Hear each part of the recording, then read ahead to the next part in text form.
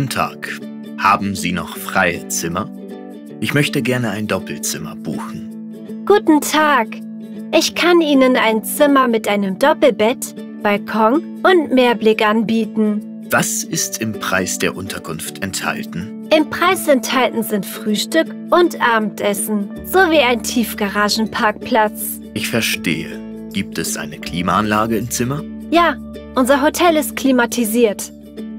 In diesem Fall buchen Sie für mich bitte ein Zimmer für 2 Nächte. Ja, natürlich. Darf ich bitte Ihren Ausweis sehen? Bitte. Danke.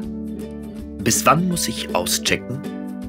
Der Checkout ist bis 12 Uhr möglich. Das Frühstück wird von 7 bis 11 Uhr serviert. Hier ist der Schlüssel zu Ihrem Zimmer.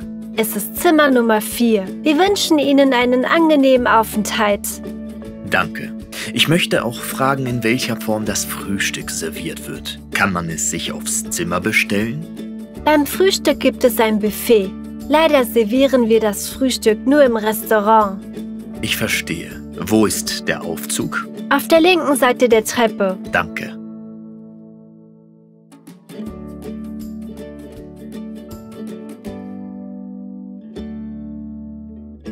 Entschuldigen Sie, ich habe ein Problem. Es gibt kein Warmwasser. Ich werde versuchen herauszufinden, was passiert ist. Gibt es sonst noch etwas, womit ich Ihnen helfen kann? Ja, ich möchte nach dem WLAN-Passwort fragen. Das Passwort für das Internet liegt in Ihrem Zimmer auf dem Tisch. Okay, danke. Ich habe noch eine Frage. Bis wie viel Uhr ist die Hotelbar geöffnet? Bis 24 Uhr. Sie können auch die Zimmerbar benutzen. Ich danke Ihnen vielmals. Ich würde gerne auschecken. Natürlich. Wie hat Ihnen der Aufenthalt in unserem Hotel gefallen? Alles war in Ordnung. Das freut mich.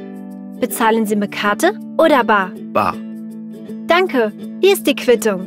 Brauchen Sie Hilfe mit dem Koffer? Nein, danke. Ich komme zurecht. Auf Wiedersehen. Auf Wiedersehen.